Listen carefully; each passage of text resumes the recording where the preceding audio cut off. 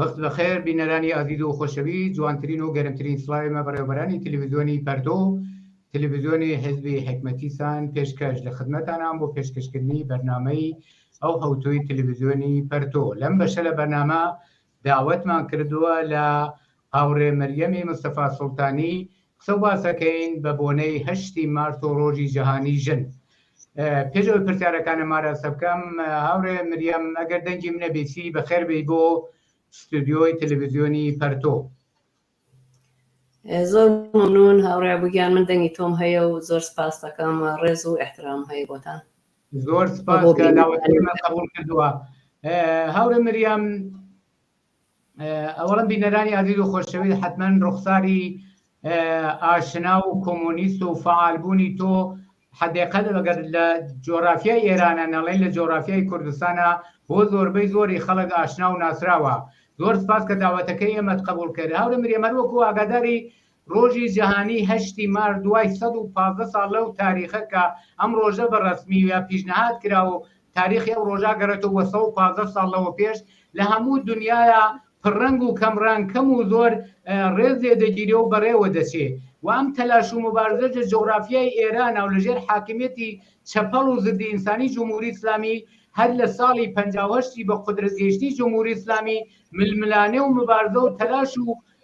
تێکۆشانی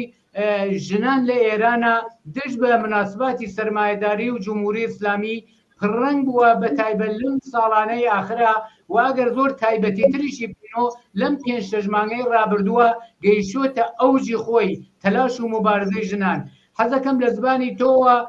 چۆنێتی بەڕێوەچوون و دەور و نەخشی ژنان لەو جۆرافیایە لە ئێران و کوردستان بۆ بینەرانی تەلەڤیزیۆنی پەرتۆ باس بکەی. زۆر مەمنون دەبم. زۆر مەمنون هاوڕێ بوو. هەر لێرەوە ڕێز و سڵاوم هەیە بۆ بینەرانی تەلەڤیزیۆنی پەرتە و هەروەها 8 مارس تەبریک ئێژەم بە تەواوی ژنان و ئازادی خوازان لە جیهانە. ئەگەر ئێمە گەرەکمان بێت لەسەر نەقشی ژنان لە ئێران و کوردستانە باس بکەین، ئێمە ئەبێ بگەڕینەوە بۆ قەوانین و شتایەکە جمهوری ئیسلامی لە زەرفی ئەم 44 ساڵە دایڕشتووە لە ئێرانە. ئێمە بەبێ ئەوە کە ئەو قەوانینە بناسین ناتوانین مەسەلەی ژنان مورد بەڕەسی قەرار بێن. هەروواکە خۆتان باسان کرد لە ئەوایلی ئینقلاب و ژنان نەیانود بە جمهوری ئیسلامی و بەرعەلەی حەجابی ئیجباری کە من هەر لەوانە 18 ساڵ عومر بوو لە خیابانەکانە بووین و نەمانود بە حەجاب. قوانینێکە جمهوری ئیسلامی دایمەرزانوە لە ئێران تبقی مەزاهب و مەزهبە. قوانینی مەزهب ناتوانێت بەرابەری تیابێ بۆ ژنان و ناتوانێت ئازادی خواز بێ و جوابی ئازادی خوازان لە ناو جامعە ئاباتەوە و مەخسووسەن ئەو قوانینە کە جمهوری ئیسلامی دایناوە منشەکەی هەڵەگەڕێتەوە بۆ مەزهبی ئیسلام. لە مەزهبی ئیسلامە ژنان هیچ نوع حەقێکیان نییە. ژنان لە ئەوەی کە پیاوان مەرسالاری حاکمیەتەکە لە قورئانە و جمهوری ئیسلامی ئەوەی تەسویب کردووە مەرسالاری لە ئێرانە حکمەکە، ئەوەی کە نابەرابەری ژن و پیاو هەیە، ئەوە کە ژنان نیمەی پیاو بە حەساوتێن، ئەوەی کە ژنان حەقیان نییە تەسبیح بگرن لەسەر مناڵێک کە 9 ڕۆژ و 9 مانگ و 9 سانیە و 9 دەیەقە لەسەر خۆیانە گەورەیەکەن، دواتر ناتوانن تەسمەم گیرەندە بن لەسەر نوێشتی مناڵەکەیانە. ئەمانە هەڵەگەڕێتەوە بۆ قانونێک کە جمهوری ئیسلامی لە ئێرانە دایمەرزاندووە و بەم قەوانینە جمهوری ئیسلامی کارێکی کردووە کە پیاوان ئەم مەسەلەی مەرسالاریەوە نەقشی داوە پیان کە خۆیان ئەم پیاوانە لە ئێرانە و مەخسووسەن لە کوردستانە وەکو زیندانبان ژنەکانن، شکەنجەگەریانن و گاهەن لە کوردستانە مەخسووسەن قاتڵی ژنانن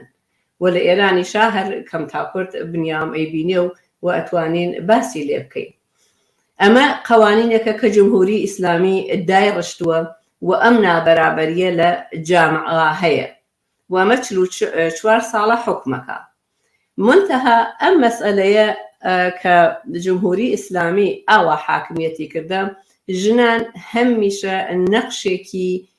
مثبتیان لە جامعە بووە و بەرعەلەی ئەم قەوانینانە هەمیشە بە جۆرهای خۆیانیان نیشان داوە. مەخسوسەن لە 8 مارسەکانە ژنان لە لۆکاڵەکانە بۆیان ممکن بوو بێ توانیویانە ئەم ڕۆژە جەژن بگرن و توانیویانە بەرعەلەی ئەو ستەمانە کە ئەکرێ لە ژنە بەحس و گفتوگۆی لەسەر بکەن. و یا ئەوەی ئەگەر لە ناو شارەکانیشان نەیان توانی لە کوردستانە مەخسوسەن لە دەرەوەی شارەکان بە شعارهایە کە ئەیان نووسی و لەسەر کێف و شاخ و دەرەوەی ناو شارەکانیشا بڵاویان ئەکردو و جەژنیانە گرت ئەو ڕۆژە خۆیان ئاعترازات خۆیان بۆ جەماعە نیشان داوە، بۆ دەوڵەتە نیشان داوە. لەم وەزیەتا کە باسمان کرد ئەم زڵم و زۆرانە چەندێ زۆر بووە، ئەمانە هاتن لە ڕۆژێکە لە شەهریوەری ئیمساڵ یعنی 1401 بە قەتڵی عەمدی ژینە ئەم شۆڕشە کەوتە چووە ناو فازێکی تر، چووە ناو مەرحەلەیەکی تر لە بەبارەزەی ژنان بەرعەلەی زڵم و زۆر. و لێرە لە شەهریوەرە جنبشی ژینە توانی نەقشی سەرەکی ژنان نیشان با لەو جامعەوە. ئەویش بەو شێوە نیشانیدا هەل لە ڕۆژی ئەوەڵی ناشتنی ژینە لە قەبرستانی ئەیچی لە سەقزە ژنان توانیان بە فڕەدانی ڕووسەریەکان خۆیان بەوەی کە ئیعتراز خۆیانیان بەوە نیشاندا و هەزاران هەزار خەڵک بەشداریان کرد لە ناشتنی ژینە و ڕووسەریەکانیان فڕەدا و سووتاندیان هەل لەویا نەیەک گەورەیان وت بە جمهوری ئیسلامی و وتیان ئێمە بۆ تەغییری ئەو جامعە ئەڕۆینە بەرۆ و توانیان ئەو جامعە دگەربوون کەن بەڕاستی. یانێ لە ئەوایلی شەهریوەر و بەملاوە چەندین مانگ ئەو کشوەرە بە ڕەهبەری ژنان خەریک بوو و خەریکیشە کە ئینقلابێک بکات و ئەو ئینقلابە ئەتوانی ناوی بنین ئینقلابی ژنان و ئەم ئینقلابە بە شعاری ژن ژیان ئازادی دەستی پێکرد. ئەم ژن ژیان ئازادیە لە هەر حاڵ هەر کەسە بۆ خۆی تەفسیرێکی هەیە بۆی. ئێمە وەک چەپەکان وەک کۆمۆنیستەکان ئەوە بە معنای ئەوە ئەزانین کە ئەبێ ئەم حکوومەتە بەم شعارە بڕوخێنین و ئازادی و بەرابەری و حکوومەتێکی شۆرایی لەو جامعە ئێمە دروست بکەین و بەرەو ئەوە بڕۆین. و ئەم شعارە شعارێکە کە ئێمەی لە دەوریەکە جەم کردووەتەوە و لە هەر حاڵە ئەم شعارە وای کردووە کە هەر کەسێک چەپ چ ڕاست گەرەکی بێ ئیعلام مۆزوعێکات مەجبورە لەم شعارە ئیستفادە کات. ڕاستەکان و ناسیۆنالیستەکانیش ئەمە وەکو شعاری سەرەکی خۆیان مەترەحەکەن هەرچەم خاستەکانیان خاستهایەک نییە کە بە نەفعی ژنان و بە نەفعی ئازادی خوازان و بە نەفعی کۆمۆنیستەکان بێت.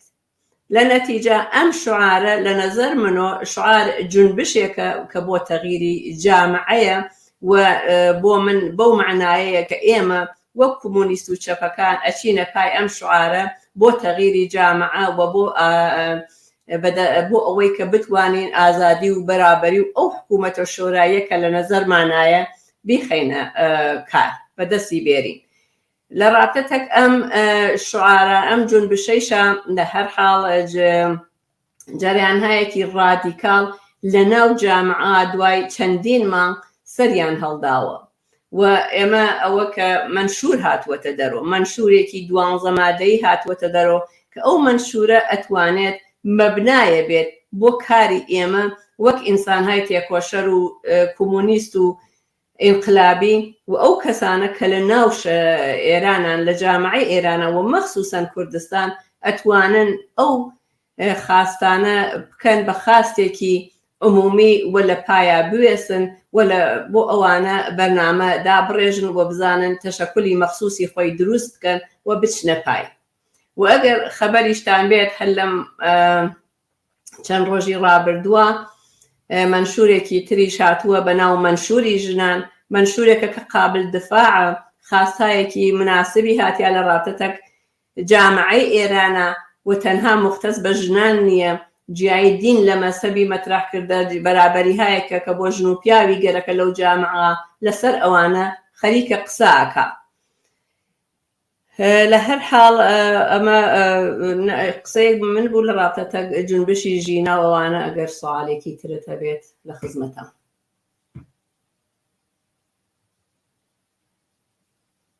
دەنگنیە هاوڕێ بوو بورە حەزەکەم سپاس بۆ تۆزیحەکانت، حەزەکەم لە ئیدامەی قسەکانی ئاخرتا کە ئیشارەت بە دوودانە منشور کرد و بۆ هەماهەنگی و شفتبوونی یەکتری، ینی بە معنایەک مبارزات و تەلاش و ڕێزگرتنی ڕۆژی جیهانی ژن لە دەرەوەی وڵات دەرەوەی ئێران بۆ هەواهەنگی لەگەڵ ئێتراز و مبارزەی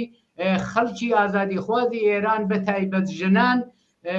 هەماهەنگیایەک پێش بێت. پرسیارەکەم ئەوەدە ئێوە بە عنوانی کەسێک کە چەپ و کۆمۆنیست و هەڵسوراون لەم عەرسەی مبارزاتانەدا و نوێنەری منتەخەبی شۆرای نیروهای چەپ و کۆمۆنیست لە ماوەیەک لەوە پێش بە عنوانی یەکێک لە نوێنەرانی ئەو شۆرایە هەڵبژێرای بۆ بەڕێوەچوونی کاروبارەکان. حەزەکەم لە زبانی خۆتەوە ببیستم ببینین بۆ بینەران تەوزیە بدەیت بۆ هەواهەنگی لەگەڵ ئێتراز و مبارزاتی داخلی ئێران و کوردستان ئەم شوڕا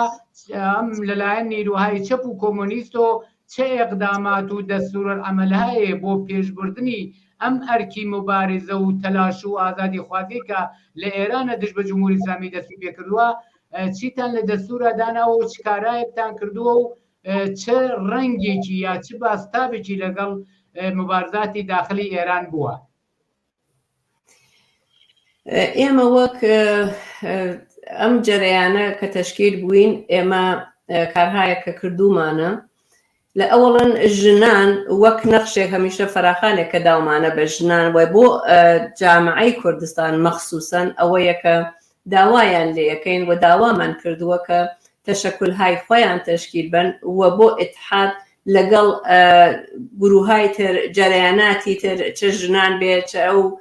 گروهە کە منشوریان داوەتە دەرەوە یا کەسانێکی تر کە ئەتوانن لە تەک ئەو چوارچێوە بێنۆ یانە گروه سازمان ئەفراد متەفەڕقە ئەتوانن لەگەڵ ئەوە بێن و ئێمە فەراخانمان هەمیشە ئەوە بووە کە بێن و لەو چوارچێوەڵا تەشەکولهای خۆیان تەشکیل بن، چون ئێمە گشتمان ئەزانین هەر کارێگەرەکمان بیکەین بەبێ تەشەکل بەبێ ئەوە کە بتوانین بەرنامە و سازماندەهی بۆ بکەین ناچێتە بەرەو کارەکان. لەوانەیە متەفەڕقە کەسە بتوانین بڕۆینە ناو خیابانەکان متەفەڕقە بتوانین شعارهایەک بین. ئێمە ئەبێ تەشەکولەکان دروستکەین و بە فەراخانی تەشەکولەکان لە ناوە کارەکانمان بووینە بەرەو.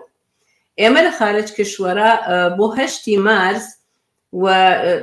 بۆ ئەوە کە کارەکانمان بڕواتە بەرۆ، ئێمە لە 8 مارسە لە تەواوی کشوەرەکانە ئێمە بەرنامەمان ئەوە بوو لەرا سازمانهای چەپ و ڕادیکاڵی جامعەکان مەسەن لە ئاڵمانە مشەخەسەن کە من هەم ئەمانە بۆ 8 مارس هەمیشە فەراخانەدەن و ئێمەش لە تەک ئەوانە کە چەپ و ڕادیکاڵی جامعەیە فەراخانمانداوە. ئێمە دوێکە لە فرەیە لە شارەکان ئاڵمان و منتەقە کشوەرەکانی ترا بەشدار بووین لەو فەراخانانە و خۆمان مستەقلەن فەراخانمانداوە و بە نیروهایەکی فرەکە خۆمان هەستمان لە خارج کشوەرا بەشدار بووین و حتمما ئێمە ئەو فیلم و بەرنامانە کە خۆمان وەکو هێزە چەپ و کۆمۆنیستەکان لە کوردستانە بەشدار بووین بڵاوەکەین و لە سایتەکەی خۆمانە لە فەیسبوک و لە ئینستاگرام و لە تەلەگرام کە هەمانە ئەوانە بڵاوەکەینەوە کە ئێمە زۆر بەڕاشکاوانە و بە بەشداری خۆمان توانیمان ئەو مارشانە بووینە بەرەوە. لە هەر حاڵ هەزاران نەفەریش بەشداریان کرد لەو مارشانە کە بووین، مشەخەسەن لە شاری کۆڵنا تعدادەکان لە هەزاران نەفەر چووە سەرەوەتر. زۆر سپاس بۆ تەوزیحەکان مریەم مستەفا سوڵتانی. من پرسیارێکم نەماوە، وەختەکەشمان زۆری نەماوە، ئەگەر شتێک من نەمپرسی بێ مەدی نەزەرت بێ حەز بکەی ئیشارەی پێ بکەی فرسەتمان هەیە فەرمو و تەوزیحاتی بەگەرنا. زۆر سپاس بۆ تەوزیحەکان و بۆ بەشداری لە بەرنامەی ئەو ڕۆی تەلەڤیزیۆنی پەردۆدا. زۆر سپاس دەکەم کابووگیان منیش لێرۆ بازم داوا ئەەکەم لە ژنانی کوردستان و لە ئازادی خوازان واقعاً نەخشی خۆیان بنوێنن دووبارە ژنان بەڕاستی نەخشێکی پێشڕەویان بوو ئەم جونبشەی ژینە ناتوانێت جیا لە ئەوە بێ کە ژنان ڕەهبەریان کردووە و نەخشی ڕەهبەریان نوانوە من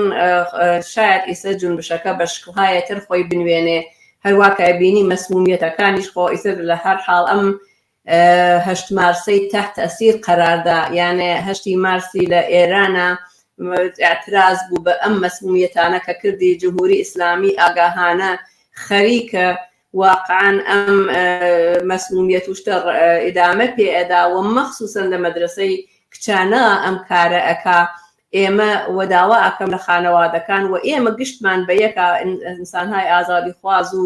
بەرابەری تەڵەب بینەمەیان چ لە ئێران و چ لە خارج کشوەرە بینە پای ئەوە ئاعترازکەین بەم کارانە جمهوری ئیسلامی گەرەکێسی نەقشی ژن لە جامعە لە بین بووە گەرەکێسی خانەوادەکان تەمکین کەن بەوە کە کچەکانیان نەنێرنە مەدرسە سەوات فێرنەون دەرس نەخوێنن ئێمە ناوێ ئەو کارەکەین ئێمە ئەبێ دایک و باوک و کچ و کوڕ گشتمان بە یەکۆ بڕژینە خیابانەکان و بەرعەلەی ئەم مەسمومیەتە و ئەم کارانەکە جمهوری ئیسلامی لە درێژ مدەتا لە بەرنامەی خۆیان دایناوە کە ژنان مەحدود کاتۆ لە ناو جامعە ئێمە نەیەڵین بڕواتە بەرۆ و بەرعەلەی ئەو شتانە لە ناو جامعەکە ئابێسی. زۆر سپاس بۆ تەوزیحەکانت و بۆ بەشداری لەم بەشە لە بەرنامەدا. زۆر سپاس دەکەم زۆر مەمنون. دەستت خۆش بێ و ماندوو نەبی. بینەرانی ئازیز و خۆشەویست بەم جۆرە هاتینە کۆتایی ئەم بەشە لە بەرنامەی ئەو ڕۆی تەلەڤیزیۆنی پەرتۆ